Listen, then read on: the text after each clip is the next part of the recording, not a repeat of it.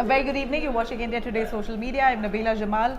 A quick roundup of the day's news. Let me start with giving out condolences to the family and friends of Sidhu Moosewala, who was murdered brutally on Sunday. His final rites was today. It was very heartening to see, heartbreaking to see the family members lighting up the pyre where he was placed. His mortal remains was brought into his village. They refused to cremate him at the village cremation ground. Instead, they cremated him at his own village on the land that the family owns. Very, very heartbreaking to see the mother taking one last look. The visuals were so sad and filled with so much pain. And we saw the supporters, sea of supporters who gathered there at Sidhu Moosewala's cremation today. A lot of them vehemently crying, and the emotion itself was so heightened that they were in fact quoting his songs, quoting the lyrics, and just speaking of Sidhu Moosewala constantly with much memory and fondness. So this is what we saw in terms of sentiments on ground. Now, when we speak of the security and the worry of law and order situation in Punjab, that's a whole parallel discussion that's currently happening. Even though people are mourning the death of Sidhu Moosewala, at the same time there are a lot of questions being raised about how musicians in Punjab extensively are receiving threats from gangsters. The gangster culture is thriving in Punjab, and doesn't seem like successive governments have been able to really nip it in the bud. So right after Sidhu Moosewala's murder, now there's a lot of talk that there's another musician who could be in target, because we know that there's a rampant gang rivalry between two important gangs. One is led by Lawrence Bishnoi, and there's another gang that is a lot stronger, which yet needs to be revealed, the names, who's leading that gang. But there are two really prominent gangs in Punjab. Like I said, one led by Lawrence Bishnoi. He's now of course become famous after Goldie Brar, his associate, claimed to have killed Sidhu Moosewala. All eyes now at Lawrence Bishnoi's gang. Most of them have already been arrested. Some of them are in remand. A few of them are absconding. A few are even placed abroad. They're seated in Canada, we believe, and are operating from there. So while that said, what we hear here, again, this is source-based information. This could be completely false, but again, Punjab police and the government have now kept the state on high alert. There's huge security cover in general, just to ensure that all loopholes are plugged, because there could be a situation of law and order if post Sidhu Moosewala's murder. So what they say is now that one gang, and in fact both the gangs are at loggerheads constantly. So Sidhu Moosewala was close to one of the gangster, is what is said. And Lawrence Bishnoi, and there was one man who was close to Lawrence Bishnoi. He was murdered by one of Sidhu Moosewala's manager, and this murder of Sidhu Moosewala is basically to avenge the murder of the manager of Lawrence Bishnoi, who was close associate to Bishnoi. So this man called Vicky Midhu Khera is a close associate of Lawrence Bishnoi, the gang head, and we hear that this guy called Shagan Preet, who is close to Sidhu Moosewala, who was a manager as such, he murdered Vicky, and once he murdered, he fled away to Australia, and because he murdered Vicky, the Lawrence Bishnoi gang tried to get at Shagan Preet, but since he was absconding, they decided to kill Sidhu Moosewala. This is the story here. Now that Sidhu Moosewala has been murdered, now the gang that supported Sidhu Moosewala is likely to be hunting for a musician who is close to Lawrence Bishnoi's gang. So there could be another musician who could be in the radar here, and that's what's worrying, that there could be a gang war that could explode in the state of Punjab, and that's what's been speculated. And we know for now that the Punjab government is currently on high alert with this regard. So there's huge security blanket across the state, only to ensure that an incident like this should not break out, because this has really brought a lot of embarrassment to the Bhagwant Mann government. We know that just a day after Bhagwant Mann decided to downgrade security of Sidhu Moosewala and about 425 others, that's when this murder took place. In fact, it was not just them downgrading the security. Foolishly, the AAP government put out names of all those people whose security has been downgraded, including Moosewala, on a official Twitter handle of the AAP.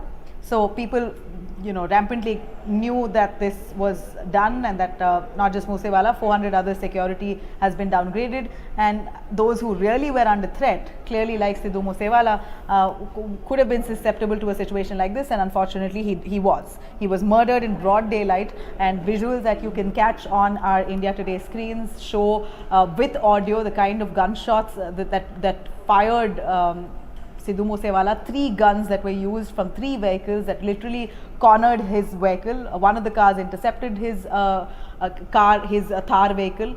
And what's all the more unfortunate is that same day he decided to take his regular Thar vehicle out and not his bulletproof SUV. He had a bulletproof SUV only for protection, but he just decided, we hear from the family members and his family friends in fact, who said that he just wanted to eat Golgappa. He stepped out for just a bit, and when his father got to know he hadn't taken his security, his father trailed him and followed Sidhu Moosewala, tailing him till he unfortunately was murdered. But they were on their way to a Golgappa shop to eat some chaats, and then just around the corner in the area itself, Mansa was where he was killed. And the father, the way he narrates in his FIR, one can't even imagine the trauma he's going through, but he narrates all those details while he pens down the FIR to exactly saying how that murder took place. The father was witness to everything of how a gang of men rained bullets on Sidhu Moosewala, and he was gone in just a few minutes.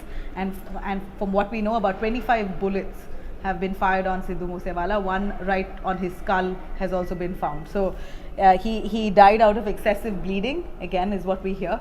Now, we know Sidhu Moosewala has been globally endorsed by multiple international stars who've been, literally they were eagerly waiting to work with Sidhu Moosewala. They wanted to, many of them already worked with him. He was really, on the way, headed to global fame.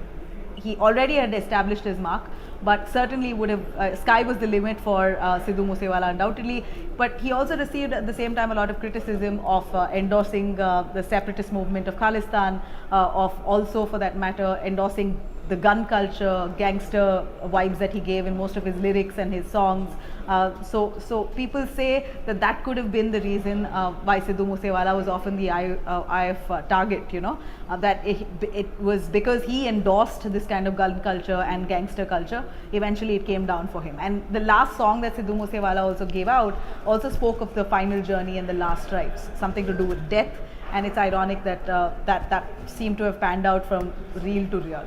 So really, condolences again going out to family, friends. One can't imagine this singer par excellence, because none can beat the kind of authenticity Sidhu Moosewala boasted of. He's really truly a story of rags to riches, came from a small village, made it so big internationally. In fact, from stories that we hear, he wasn't given, Sidhu Moosewala was touted to have been denied US visa for whatever reasons. He wasn't able to get a US visa because he couldn't show income at one point. He couldn't show his credentials, worthy credentials to get a United States visa. But then, as he grew with his music, it appears that the United States, Canada for that matter, laid out a red carpet. They wanted him to come and perform. They wanted him to be there. Many international artists wanted to hobnob with him. So it's interesting to see how Sidhu Moosewala really grew from rags to riches, and unfortunately this untimely demise leaves us all shocked and raises several questions on security. So a gang war that could erupt over this murder is what is said and speculated. Now, while that's said, a quick word and information coming in right here. Sources have told India Today that Punjabi singer Mankirat Aulak has been blamed by another gang for Sidhu Moosewala's murder. Now again, this is source-based information, but it's important piece of information to put out there. In fact, Aulak has also claimed threat to his life and demanded increase in security from the Punjab police. So this is another Punjabi singer, Mankirat Aulak, who has been blamed for Sidhu Moosewala's murder. So one gang is blaming this singer of having murdered Moosewala. Now remember, the police has detained 6 people for Moosewala's murder. Now again, whether these 6 people really, all these 6 people have links to Lawrence Bishnoi, but really, were they part of the murder, were they part of the whole deal, that yet needs to be ascertained. But so far, not one person has been has been implicated or proven to be the real culprit. It's just all speculation in the air. The gang is so seasoned that they've carried out this murder, and dispersed so quickly, one still has no idea who exactly it was. Lawrence Bishnoi is sitting in prison. There's a lot of talk that Lawrence Bishnoi has worked from Tihar jail. He's held virtual meetings, he's carried out everything through his phone, but when the SIT reached the Tihar jail, they found no cell phones, they found no window of him communicating with anyone. So it's just very bizarre on how Lawrence Bishnoi could be involved, and if he is, then this that needs to be investigated. But apart from that, Lawrence Bishnoi now fears, a man who's a dreaded criminal, now fears that he himself could be a victim of an encounter by the Punjab police. So he's appealed to court through his lawyer, saying that I fear an encounter, I need protection. This is what Lawrence Bishnoi's lawyer has put forth. Well, that said, a quick word, while we see this kind of situation unfolding in Punjab, there's also a lot of talk on the kind of culture that's promoted extensively. So this Akal Takht Jathedar, a very prominent Sikh body, a Sikh association, they've given out an open call. This is before Sidhu Moosewala's murder, given out an open call for Sikh youths to arm themselves with licensed weapons.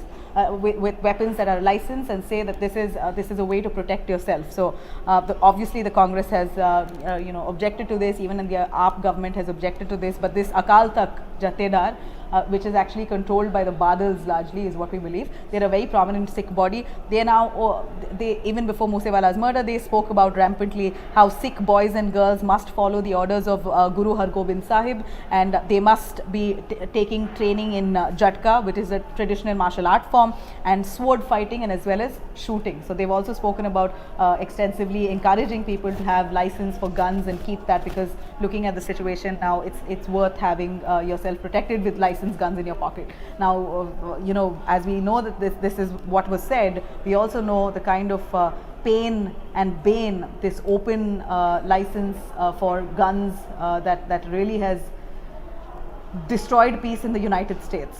US, which calls itself a world power, it literally is crippled with this open gun license, and the number of shootings that's taken place in the last few years, or ever since ever since this license to procure guns was so easily available in the United States, they've really been reeling under several cases of terror due to people using their guns arbitrarily. So here we know that in India, which is very restricted when it comes to usage of guns and weapons, a call like this could really create quite an uproar, and we can only imagine what end it would have. So yeah, this is what happened in Punjab, while now Punjab's law and order situation is currently tight. That's that. A quick word as I wrap here on the other big news that's making headlines is Satyendra Jain, Delhi's health minister, who's currently arrested. In fact, the latest news on that is that Satyendra Jain now will be in ED custody for another week, is what we hear. In fact, till the 9th of June, I beg your pardon, we're looking at least a week, a week or 9 days that Satyendra Jain will currently be in ED custody. He's been arrested for money laundering charges of about 4.8 crores. So AAP, which really wears it as a badge of honor that all our politicians are not corrupt, it clearly looks like the Enforcement Directorate has busted that myth. Now AAP crying foul, saying that this is political vendetta, but here Satyendra Jain, the health minister, who was really endorsed for the COVID fight in Delhi, he was criticized on one hand, and later he was also glorified for all that challenge that he, the kind of fight he had, the firefighting that he carried out over COVID crisis in the state. Unfortunately, now is under arrest by the Enforcement Directorate. So yeah, the ED is investigating into all that money that was laundered through 4 of his private companies abroad. So we're